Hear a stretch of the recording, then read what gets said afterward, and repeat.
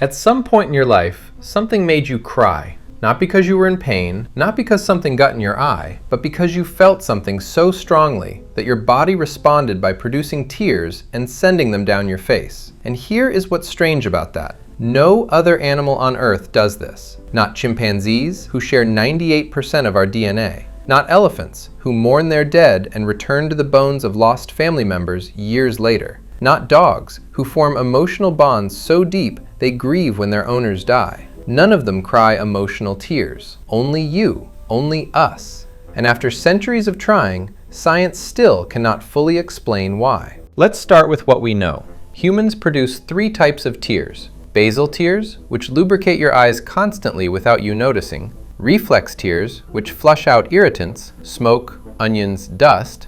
Every animal with eyes produces both of these. And then there's the 3rd type, emotional tears. Tears produced not by a physical threat to the eye, but by a feeling. Humans are the only species on Earth confirmed to produce them. And emotional tears are chemically different from the other 2. They contain higher levels of stress hormones, cortisol, and a natural painkiller called leucine and kephalin. Your emotional tears are literally a different substance than your reflex tears. Your body manufactures something specific for the act of crying from feeling, which raises the obvious question: why would evolution build that? Charles Darwin was fascinated by crying and also deeply frustrated by it.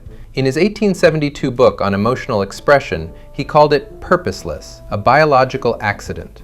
The muscles around the eye contract during intense emotion, he argued, which increases blood pressure in the eye socket, which triggers tear production as a pressure release. Crying, in Darwin's view, was a glitch. But Darwin's explanation has a problem.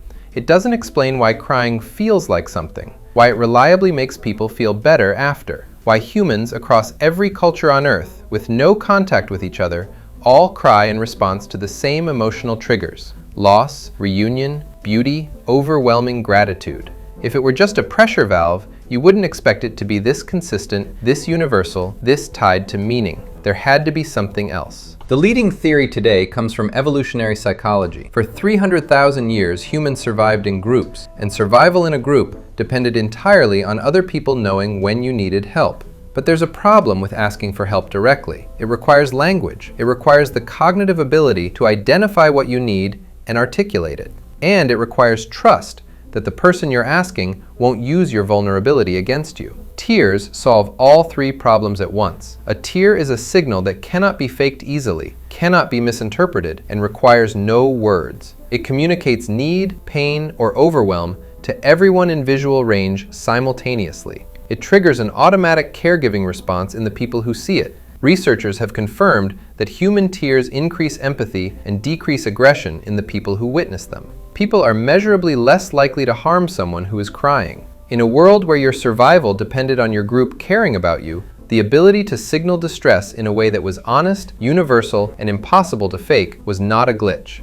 It was one of the most powerful social tools evolution ever produced. But this still doesn't explain the tears that come from joy, from beauty, from a piece of music that hits something you can't name, from watching a stranger do something kind. Psychologist Jonathan Haidt calls this elevation, the specific emotional response humans have to witnessing moral beauty, someone sacrificing for another, unexpected generosity, a moment of pure human goodness. Elevation produces tears in a way that fear and pain do not. And Haidt's argument is that this too was adaptive. In a group of 150 people, the individuals who felt moved by acts of kindness and cooperation, who were emotionally rewarded for witnessing goodness, were the ones most motivated to build the kind of group that kept everyone alive. Your tears at something beautiful are not weakness. They are your brain recognizing something worth protecting. But crying, the thing you have done since the first minute of your life, the thing every human in every culture does, the thing no other animal on Earth has ever done, is still not fully understood.